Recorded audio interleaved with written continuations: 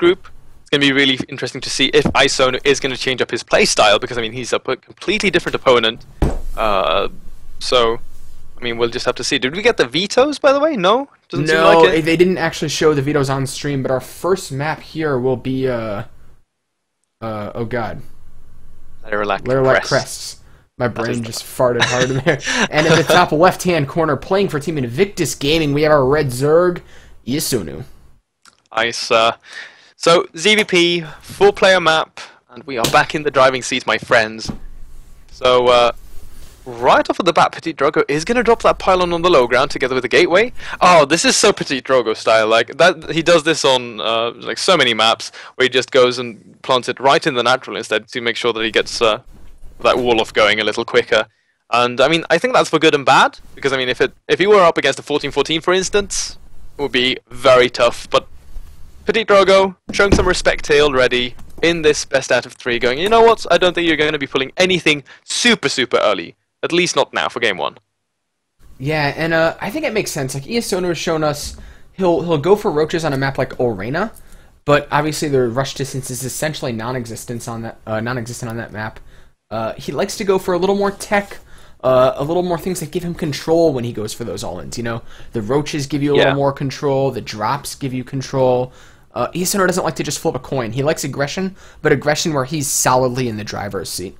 Yeah, absolutely. And I mean, I think that's an important thing that, or rather an important detail that many Chinese players sort of lack as they push on further in these sort of tournaments and stuff like that. Because you'll see, like for instance, if you watch the GPL a lot, guys, many of those games are just very scrappy. They don't really feel as if there's a lot of like calculation going into how they're being played out. But Iasunu, one of these guys, one of the few Chinese players who've actually managed to sort of break out of that mindset. So I really like the fact that he's trying to play for that sort of control style. You know, like I'm the one. I'm going to be deciding the pace of this game, and we're going to be playing on my terms. None of this super crazy randomness that you otherwise see in the Chinese scene. Yeah, and I mean, nothing too crazy coming out of these guys. Iasunu going to get that Ling speed that allows him to kind of control the map, shut down any adepts. PtitDrogo going for that Stargate, which is like just really popular among the European Protosses right now. That fast Stargate style, the map control. And it's just so good, dude. It's so good. Yeah, and sorry, go on. Oh, I was just gonna say, I mean, it makes sense that's what you want to go for, because it can be adapted to pretty much any situation. Like the Phoenixes to give your build that stability, the Oracles to harass, like whatever you need to crank out in the early game, the Stargate's gonna give it to you. And now PtitDrogo stepping across the map with that first adept. Let's see if he can get anything done with it. I mean, it's mostly going to be for scouting here, maybe find a Ling or two. If he gets lucky, a drone on a good day. At the same time, Ling comes in here from Iasunu, is just going to check things out, sees the Stargate. Likewise, PtitDrogo will find that third base. But, I mean, for now, just completely default macro openings from both of our players. Yeah, but, ooh, it looks like Iasunu actually getting right on top of this Adept is nice. Is able to get away with the Shade, but if he catches it again, there definitely will be no escape. And obviously, it's not the end of the world to lose a unit like that, but those early game skirmishes can kind of be important for determining the tempo of the game. And I think you mentioned Phoenixes are going to be the choice from PtitDrogo, right? Yeah, man, Phoenix is so good in this matchup. I mean, not only do they give you the control versus the Overlords, you will deter any Zerg from making a Mutalisk transition, but one of the biggest things in the mid-game with those Phoenixes is the fact that you can continuously keep picking up those Lurkers, you can find a Drone or Queen here and there, so they're just like really strong, flexible units, really. I really like the fact that we're seeing the implementation of Phoenix play a lot more now in PvZ. Yeah, and it looks like he might catch one Scouting Overlord, but definitely not before Iasunu is able to confirm that PtitDrogo going for his third. That's a nice find for our Chinese player here, and it looks like he's going to get cleaned up before he can get into the main, but just seeing that third is a pretty good start here. Yeah, definitely.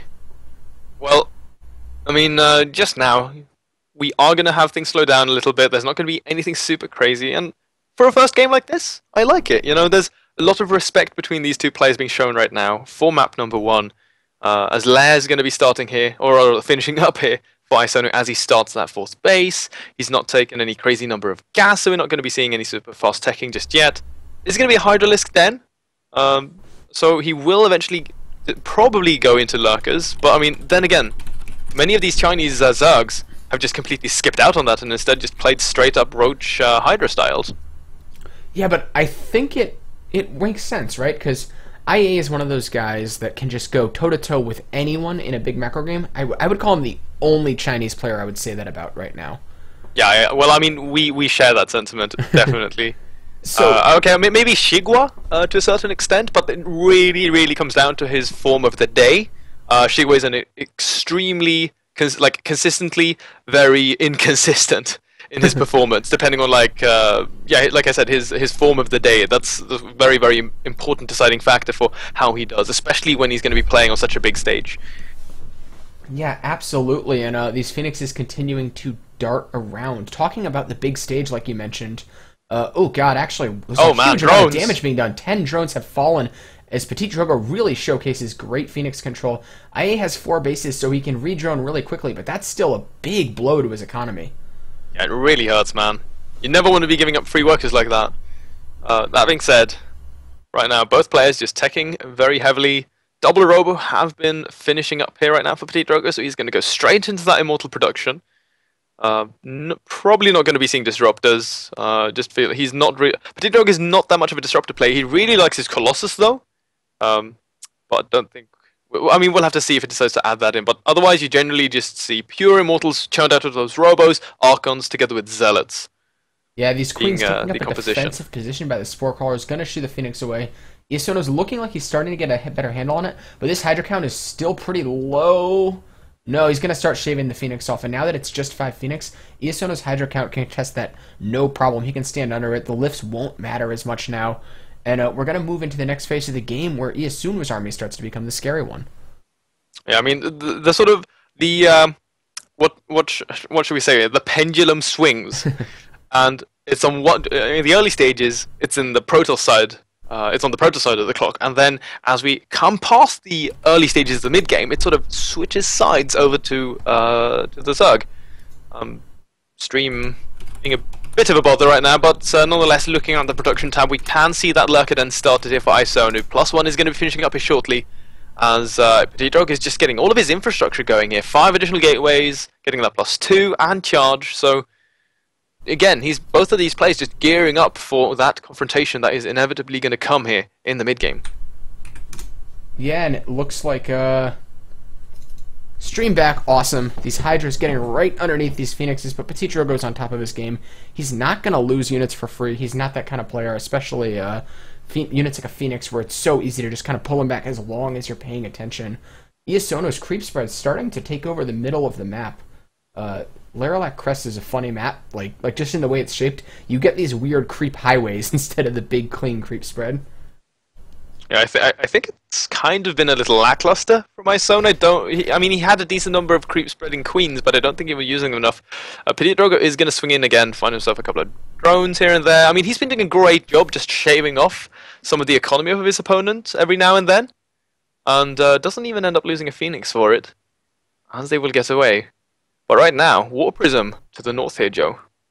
Yeah, and this could do so much damage if it's not anticipated. The Queens are no longer in that defensive posture that they once were to try to deflect the Phoenixes. Instead, they're moving across the map in an aggressive stance as soon as making lurkers. This game is going to get absolutely crazy. Oh man, right now, too many Hydras here for PtitDrogo to actually commit into this, but remember, charge is done. So if that drop is going to be going down into the third base, yes it is. These Zealots are going to be very mobile and very, very powerful. And again, War Prism will live, so he's going into the main base. Big warping of 8 Zealots in the main here of Isona. There's nothing to defend. We have a bunch of Lings in production right now, and he's actually going to be forced to hightail it back home here to deal with this. If this lair gets taken out, he's going to pretty much have a hard reset in terms of tech there. Drones getting cleaned out in the third base as well, so the economy of Isona down to 56 drones. Actually hurting quite a bit. Oh man, but it looks like this Warp Prism should get taken out, and that's nice. It means at very least Iasono can put the counter aggression on without worrying about that Warp Prism just starting right back at his heels once again. The army of PtitDrogo, it's very Immortal Archon heavy, and these lurkers could actually maul it if it gets caught out of position. Yeah man, that would be pretty bad. But now, I mean, the position that PtitDrogo has sort of put himself in with all of that harassment is pretty great. So I mean, he's got the 4th base up behind all of this. He's getting the upgrades that he needs, and right now this army from the Protoss is looking very threatening. Yeah, I think the scary part here for PtitDrogo, oh god, continuing to harass, holding this army back. He's making it so the scary part never actually happens, which would be that that moment of counter pressure from Iasuno where the Hydra count's very high, the Lurker count's very high. These Lurkers need to be burrowed. The fight coming in, stepping forward are these Icon Immortals. They all get tagged. That means if he can get on top of the Lurkers, they could all die quite quickly. But oh man, right now I'm just letting you know the stream has been frozen for a while, so if you can sort that out, it would be great. It's been a radio cast for quite some time, guys. We're sorry about that. Oh god, oh god. Yeah, let me know if you can sort that out, man. Yeah, it's fixed. Okay, because guys, things have stabilized. Nothing drastic has happened. The 5th base did get denied there from PtitDrogo, so Isonu's still effectively stuck on full base economy.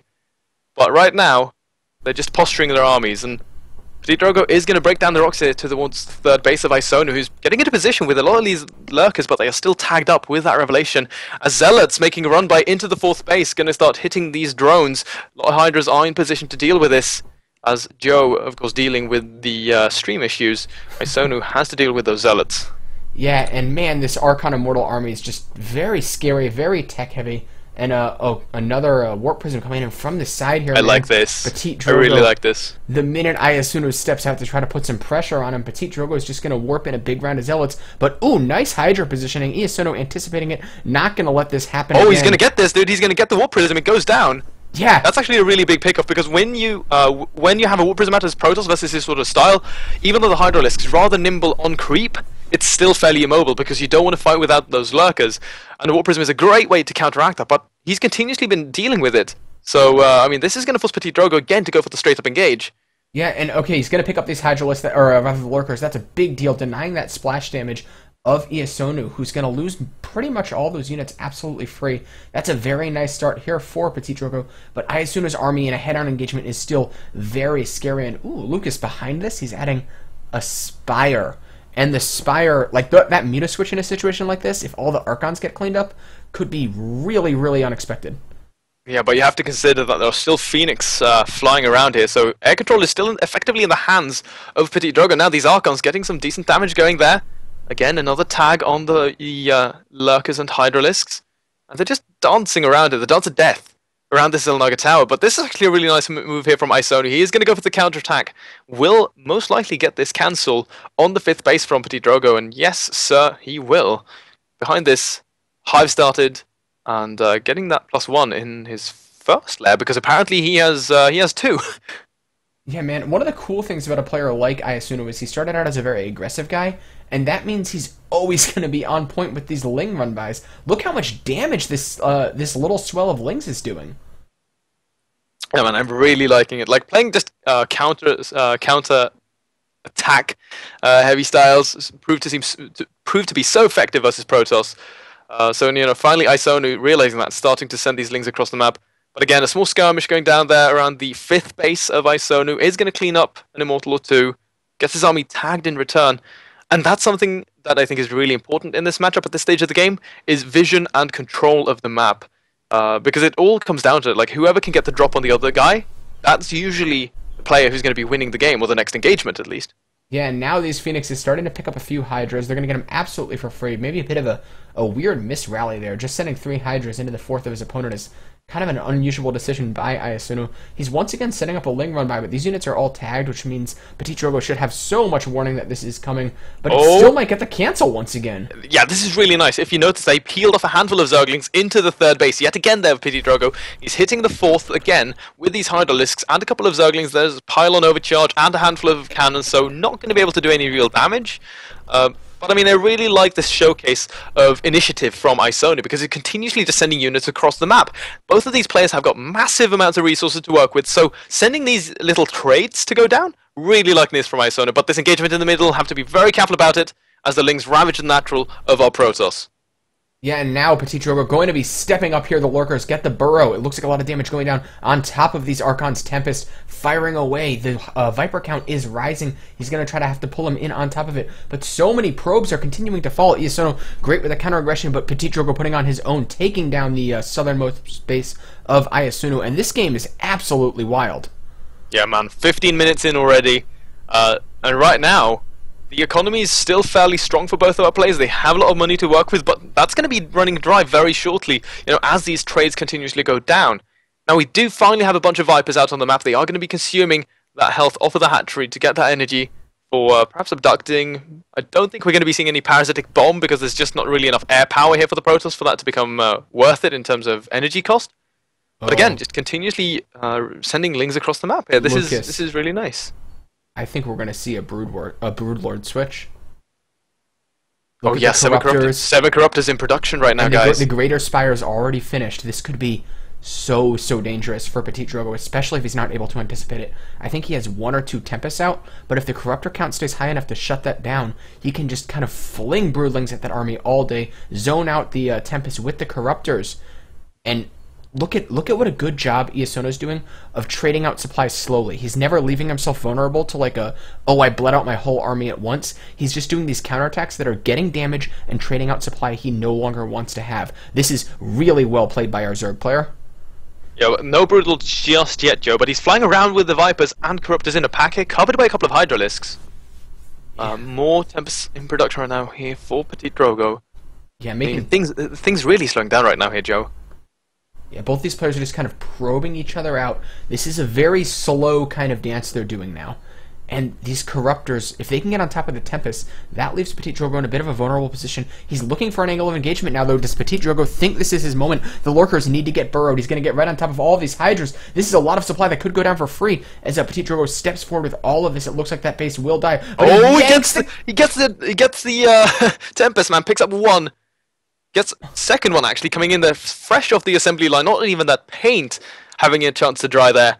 And right now, PtitDrogo army is going to be pushing on forward, but it's actually taking a lot of damage here from these Lurkers. Psystorm's absolutely massive as he's going to be crushing all of these units on the ground. Blinding Cloud not going to help out. A couple of these Immortals actually end up falling in the end, and there's not all that much on the ground really for our Protoss, but nonetheless, he manages to take down all of the Lurkers, and another counterattack heading towards this 4th base. If he manages to kill that, Isonu is going to be dead in the water because he spent the last money in his bank. Yeah, and this is actually going to be really uncomfortable, though, here. This moment, a lot of Phoenixes, a lot of Tempests. This game is absolutely crazy. They're trading out everything all over the map. The Corruptors shut down those Tempests, and now it's just Phoenix, Immortal, Zealot. A very unusual composition versus the Hydra Ling of Iasonu, and I think Iasonu definitely has enough to clean up his opponent. He has a 50 supply lead. These Tempests so exposed and vulnerable. Are these Corruptors going to get right on top of him? It looks like they are. Iasonu's streaming units across the map, and I think this could be his moment to make something happen, Lucas. Yeah, he's up by 45 supply at this point in the game. They're dead even in the work account right now. But PtitDrogo has established that 5th base, but he manages to actually catch this probe train, and there's the Brutals you were talking about, Joe. Mothership is out, but is he going to be able to deal with it? I mean, there's just so much splash damage being dealt here from these Archons onto these Corruptors. The Brutals are going to be forced to be cancelled here as these Hydras hightail it out of there. These Archons giving chase. And right now, the economy for both players, super low, 160 supply to 89. The loss of that Mothership actually being pretty big. Voiders in production as well here for PtitDrogo. But nonetheless, man, this game has been absolutely crazy. Isono actually showcasing that he's more than capable in playing it into the late game in this ZVP.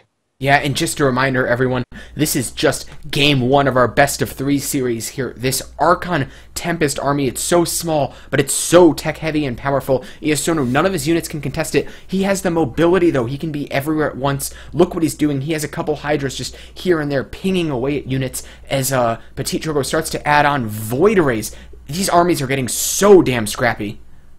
Yeah, one thing I really want to touch upon that's very, very important in this game is the fact that continuously throughout this, like here on Leralac, PtitDrogo has done an excellent job in denying a 5th hatchery from comfortably getting established here for Isonu. That's why his economy is hurting so much. On the other side, though, PtitDrogo, I mean, he got that 5th base up and running pretty much uncontested. So now, Isonu is actually on the back foot, I'd have to say, because the longer this game goes on, if he cannot establish that 5th base, I mean, he's long-distance mining at this point in time.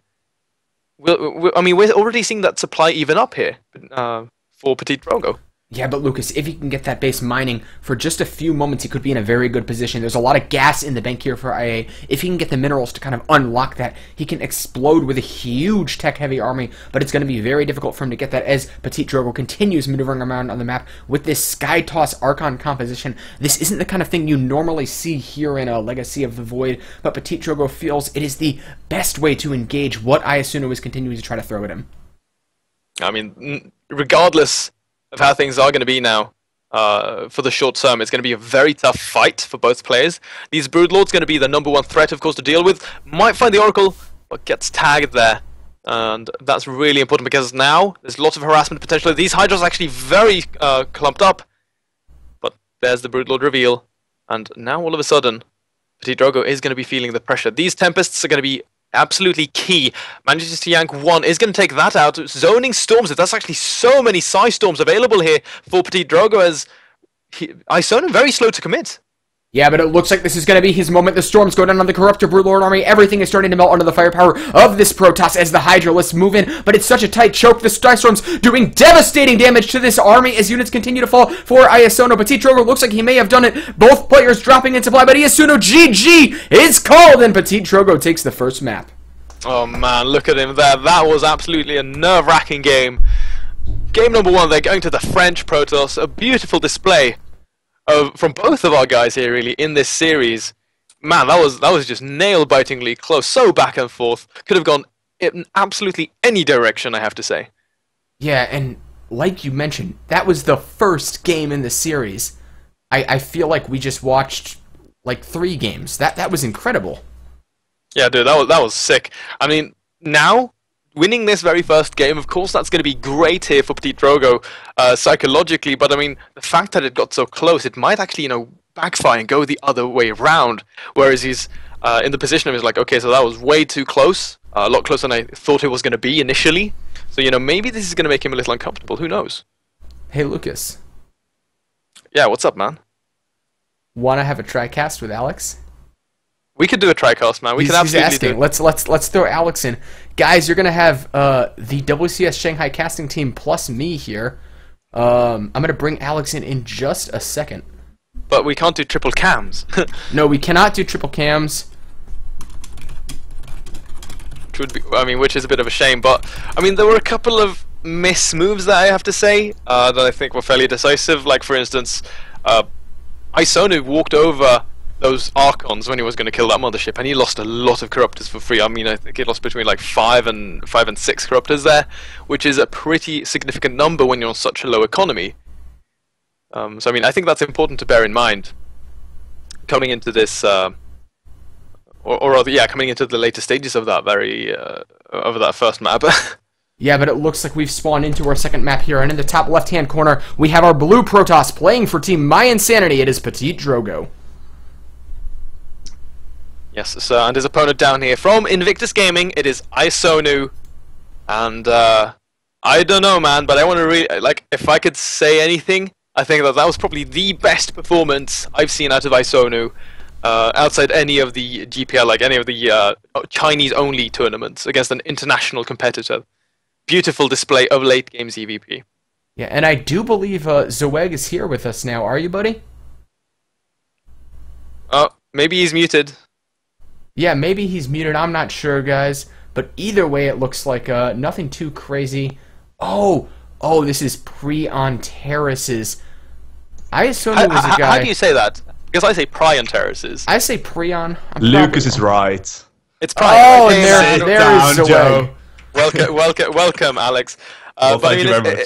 It's like Vani Research Station. I heard people say Vani and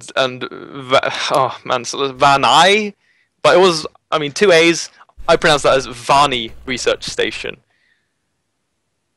Yeah, and but so anyways, back to the map. I was gonna say Pre-on Terraces, or Prion, as Lucas says, is one of those maps where Zerg can do some really brutal stuff thanks to that natural gold base, and IA is going to go for 3 gold bases very quickly. Me thinks there's going to be some roach shenanigans this game. Could very well see that, perhaps.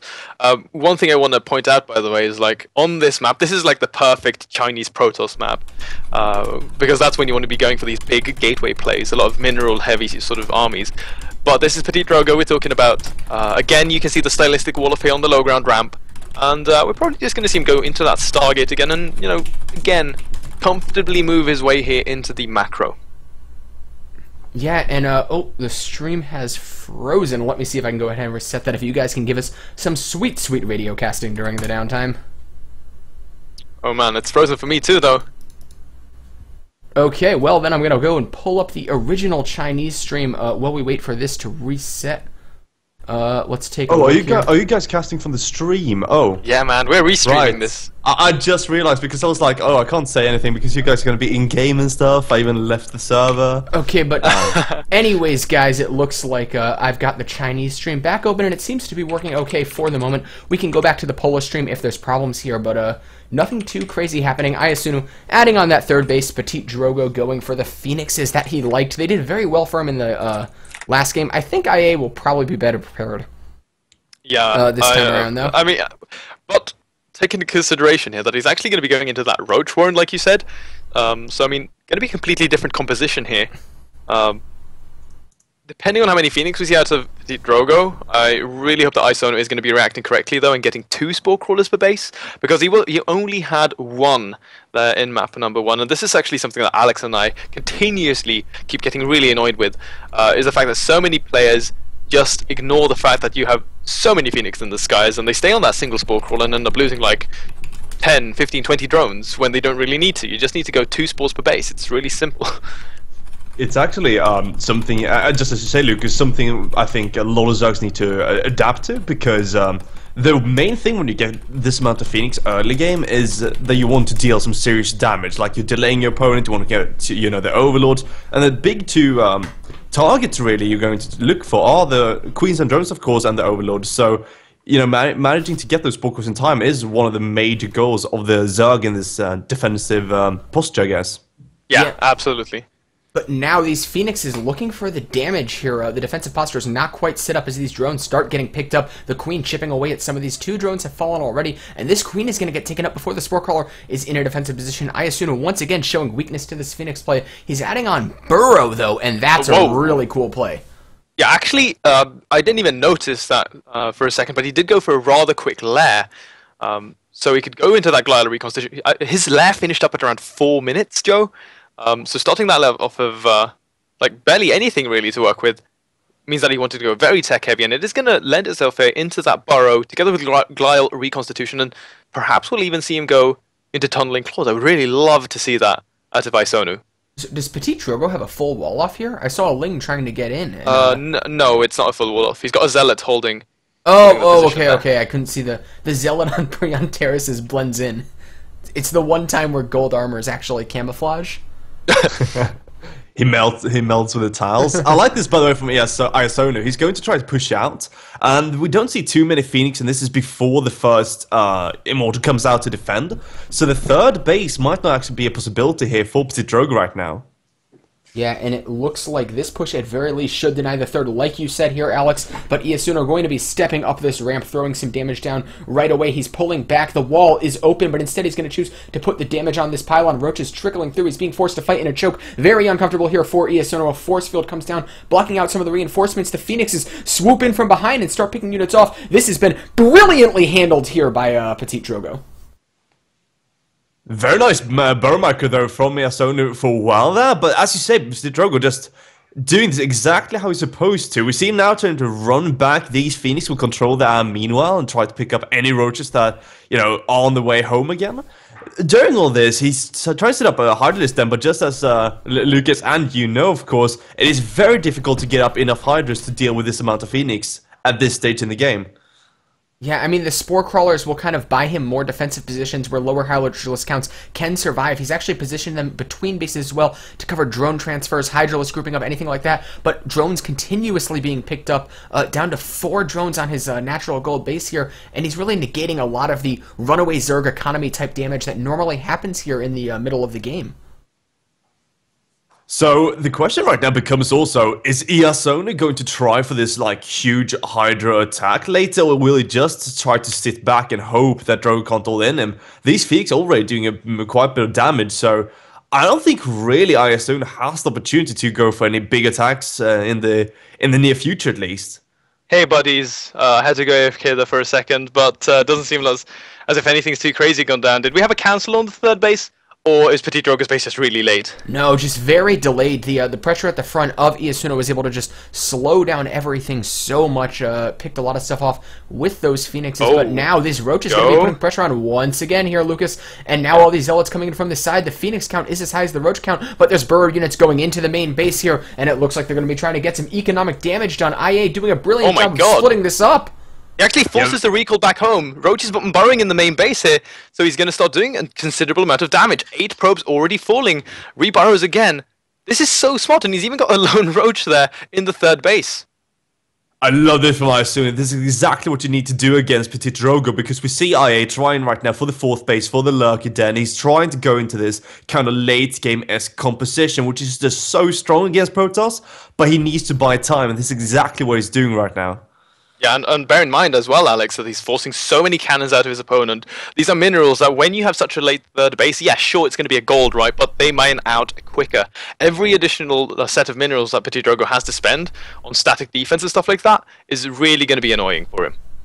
Yeah, and it's a really cool thought process, right? Like, Iasuno's sitting there like, PtitDrogo's taking to the skies. We'll go underground and we'll fight him that way. He's not trying to contest him straight up now, but now the Hydralisk count is there. It's intact, and that means he can maybe start to think about fighting this army. PtitDrogo's going to add on those cannons that shut down kind of the burrow shenanigans that Iasuno's been going for, but he doesn't need to rely on shenanigans anymore, guys. He has the army that it takes to fight this. So the problem right now, though, for PtitDrogo, or problem and solution, I guess, is the fact that he's going for a very aggressive and mobile composition, which doesn't really hard counter the Lurkers that well. We're going to have our High Temples come out here, Arcus will be a possibility, Storm might be later on, but nothing that really deals with the Lurkers quite well. So I feel right now, PtitDrogo needs to stop moving out, he needs to stop pressuring the 4th base, otherwise he's going to find himself with a very big deficit unless he wants to go for the Tempests. Oh my god, these Phoenixes might be trapped. Look at this. This is really cute positioning from Iasuno. He split up his Hydralisk in a way that make it very hard for these Phoenixes to escape that corner of the map. I think if PtitDrogo wants to get him out, he almost has to put pressure on the front or something to create an escape path. Yeah, that's something I wanted to touch upon. Because, yeah, sure, you're controlling the Phoenix, right? But if PtitDrogo would be reading into this a little further, I would definitely be going for the frontal assault, perhaps towards the 4th base, send in a Warp Prism, peel off a couple of units. But here we go again, Phoenix committing into the main base, finding themselves a couple of drones. Zealots headed up towards that 4th, but instead is going to find an opportunity here by the 5th hatchery. Alas, it will be gone like tears in the rain, because he has to get out of there. Oh, look at this, he's trapped between the Lurkers morphing. Oh man, that was like the dance command, like when you slash dance your units. Like it looked exactly the same as that. That was the worst dance ever. Like that's the dance in the beta version before they actually sorted it out properly. But, man, Iasuno's creep spread is very, like, it's not the kind of, like, super high-quality creep spread you'd think of. It's just this aggressive highway, and that can be cool for the style he's playing, but I think that'll hurt him as the game goes on. Joe, this is the creep spread of an all-inner and a cheeser. This is like one way to the Protoss base, and there's nothing else that matters. He doesn't care if someone's going to come from right or left. He's just going for the base. Yeah, he's paved the highway, man. He's throwing down a lot of spines. Oh man, I think all those spines say, I'm getting ready to crank up the aggression and I don't want to like lose my entire economy to all this counter stuff. Phoenix is doing a great job here, but the aggressive Lurker Burrow coming up here, it's a huge concave from Iasuno who's going to force PtitDrogo back. He cannot contest this army with all of these Burrow Lurkers.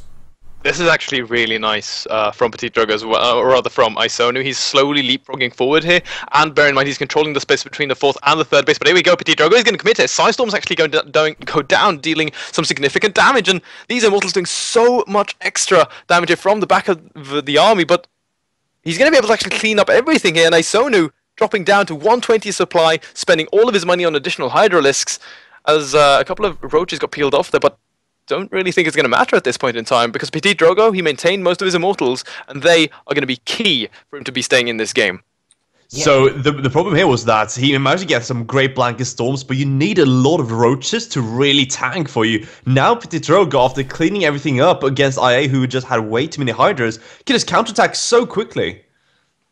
Yeah, guys, and now it looks like there's going to be a huge push onto creep here. This is the counterattack moment. The storms are a bit reset, though. As long as the Archons are unable to get on top of these Hydras, there's not a lot of AoE for PtitDrogo, and I think he's maybe feeling that scared. He wants those storms, that security blanket that helps him fight the Hydra, the glass cannon type army. If he has tanking units, he can fight this all day, but now the High Templars are being added into the army. They're starting to build energy, and PtitDrogo is just biding his time, waiting for his moment.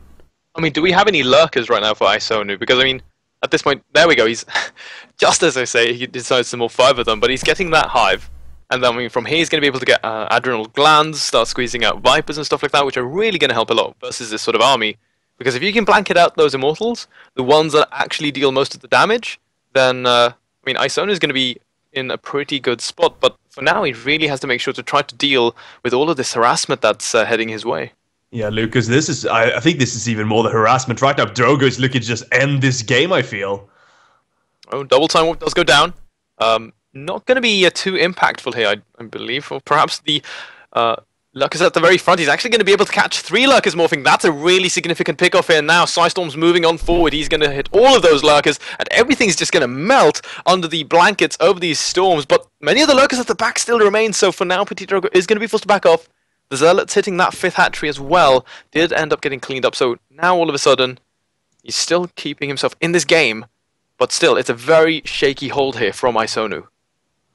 And now it looks like he's trying to push onto this spine crawler. It's actually a bit of a hard position, but no, these spine crawlers absolutely melt due to the damage of this powerful army from PtitDrogo, which is continuing to push up all these drones, being forced to be evacuated. Storms go down on top of the Hydra, zoning out any of that DPS. Isonu forced to sack this base. There's no way he can save anything. His best bet is to try to pull those drones away as he continues to have pressure piled on top of him. He's throwing down a Spire. It feels like a bit of a Hail Mary at this point in the game. He's so broke is Isonu. He's peeling off roaches to try to do damage everywhere at once, but PtitDrogo using defensive weapons to try to hold this. Storms go down on top of these lurkers. Hydralis up at the front trying to fight this as best they can. Down 50 supply is Isonu, but PtitDrogo backs off for the moment.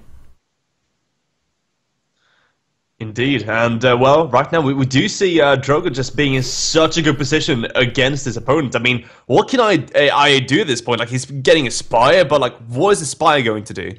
I like Joe said previously, Alex, I really think it's a sort of a Hail Mary play. He's got the hive, so he's perhaps going to try to go into a greater Spire.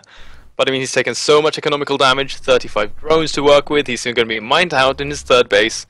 It's just not really looking in a really good position. He's getting a couple of additional lurkers here, but I mean, come on, what are you going to do versus this sort of army from PtitDrogo?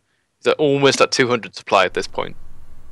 I think the big issue here is like EIA is trying to go for.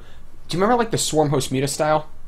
Yeah, that was disgusting. I think he's trying to do the same thing, but with lurkers. Use the lurkers to not die, add on some Swarm Hosts, or Mutas rather, and try to do damage on the other side of the map while your lurkers hold it down at home. But it's going to be really hard to make it happen, and it looks like now PtitDrogo is streaming across the map. So much damage here. The Archons step up first, and they actually eat a lot of shots for free without any army behind this. That was a good start for Isonu, but he's going to need a lot more than that to make things happen.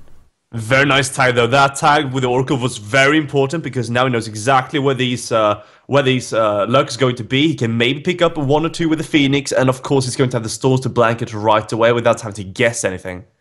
And now these Zealots actually falling to the lurkers. Cute burring just to defend this. Really well done by Isonu, who has been in like a game-losing position for a long time, but continues to hold on. PtitDrogo throwing Zealots from every angle. He's trying his best to make this happen. He wants to close out this game and go on to the bracket stage here. Man, I'm really loving this, though, from PtitDrogo. You know, like, he knows he has an advantage, so he just continuously keeps pressing it by sending these Zealot attacks in. Would really love to see Warp Prism head into that main base as well. I think that would really do wonders here for him. And, of course, force Isonu into a much more comfortable position, because, I mean, he's at least had enough time to get comfortable enough to get that Greater Spy, and there we have it. Single Broodlord in production, but Isonu is so broke at this point. Yeah, I mean, I think Isonu just wants to continue to add on Broodlord slowly but surely, make one giant unkillable army, and then push across the map and kill his opponent. It's a long shot, it's a moonshot, but I think that's his plan, and he's trying his best to make it work. He's continued to not die, and that alone is a pretty big accomplishment. Going up to 3 Broodlords now, they're going to be behind the Lurkers and Hydras. despite the low army supply count, this is a very hard unit to very hard army to engage, and it's the kind of army you can absolutely throw a victory against. And Joe, the one rule StarCraft is if you don't die, you can't lose. So right now, going to IA, basically playing like that. He's going to have a few lurkers defending on the left side. Really liking this because the Zealots are dying very quickly, but he might lose his 2 lurkers because of it. Holding the right side with some hiders as well, and in the middle, well, he's going to have some static defense and those broodlords. Oh, that was actually kind of sick. If you guys saw that, like the drones mucking up the AI for the Zealot, so the lurkers actually stay alive. But he lost the hatchery. That's like the big thing here, because Isono's economy again, like it's just in shambles. That's the only base that he had mining, and now he's going to be forced to retake it. What about his? I believe his southernmost base. Oh no, his southernmost base is in construction right now. That's long distance mining that we're seeing on the minimap. PtitDrogo stepping up to try to put some damage on top of this, but it looks like the stream is going to die at exactly the worst time. Oh dear God, I'm going to pull up the Polish one, guys, if you know the address for that. And yeah, I have it ready, man. Yep, it's already hit. Beautiful. Looks like this will be quite stable as the Immortal Archon army dancing around trying to find damage on top of these lurkers. But once again, the stream frozen. Oh man, I think there might be something problem with the perhaps something. Perhaps they might be having issues at the venue. It appears. Oh, rip Doyu. It appears globally Doyu just crashed. Oh, Doyu's back. Doyu's back. Okay. I think it's time, guys. I think everything is back now where it's supposed to be. And ladies and gentlemen, we are back. Sorry for the quick intermission there, but it seems like we're going to see what's going on. And there we go. This is the one thing I said, Joe, that was missing: the mothership. Yeah, and I mean this is starting to feel in a more exciting and dynamic way like the Swarm Host PvZ of old, but instead of those endless free units, it's all about positioning. It's all about destroying the buffer units and getting on top of those lurkers. And the Mothership Core has always been, or the Mothership rather, has always been a linchpin of these battles, offering the cloaking, making it harder for the Zerg to engage. And PtitDrogo is dusting off those old skills and getting ready to go for the killing move as his army continues to step deeper onto creep, getting on top of all of these Hydralisks. This hatchery is absolutely forfeit of Iasuna. The Broodlords doing their best to throw damage on from the back. PtitDrogo snipes that hatchery and backs off. I mean, at this point in time, Isoni, the only thing that he's been doing now for this game 2 is just been dying slowly for the longest time, as PtitDrogo just continuously keeps sending these little squads to peel off further from the economy of his opponent. And I mean, he's just playing it so methodically, so slow, and with this sort of pacing, what he's saying is just, I'm not going to take any unnecessary risks, I'm just going to really cement my victory further. And I mean, come on, he even kills that hatchery again for the 3rd time. So I mean, he's in a great position at this point in time. It seems like the stream is still frozen, Joe, for some reason. No, it's not. Oh, okay, that's good. I'm just double checking with you. Yeah. I'm just checking you're awake, you know. No, it was just frame issues, but I think we're okay for the moment, guys. We'll go back to the Polish stream after this game because they're definitely a lot more stable than the Source stream. I just want to make sure all of our casters are on the same page. Like we've talked about in the past, getting a feed from China is really complicated. Their internet or their venue does not have great internet. Going to the outside world. We're doing the best we can with the resources available, much like Iasonu, who is burrowing in the most defensive of postures as PtitDrogo continues to step up with all of these Archons, Immortals, Tempests. Oh, what a terrifying army. 200 supply versus 121, 38 drones remaining versus the 64 PtitDrogo, and he's continuously been expanding up towards the right-hand side of this map. I mean, he's been at 3-3 for the longest time, and well, Iasonu still at just 2-2. He hasn't really had any further money to invest into any upgrades because, I mean, it's been so important for those continuously build his army, but that's going to be it. Iasonu finally biting the dust. Look at that. Drogo, pretty happy with that win. Is going to take this series with a 2-0, a best of 3, of course. And Drogo now winning both of those means he's going to be the winner out of this group as well. Yeah, I mean, congrats to Drogo winning the group. Iasuna will fall down to play the winner of Hearthstone versus Coffee. But, guys, let's jump over... I've got to fix Skype here for a second. I think we're going to jump over to a quick break before our next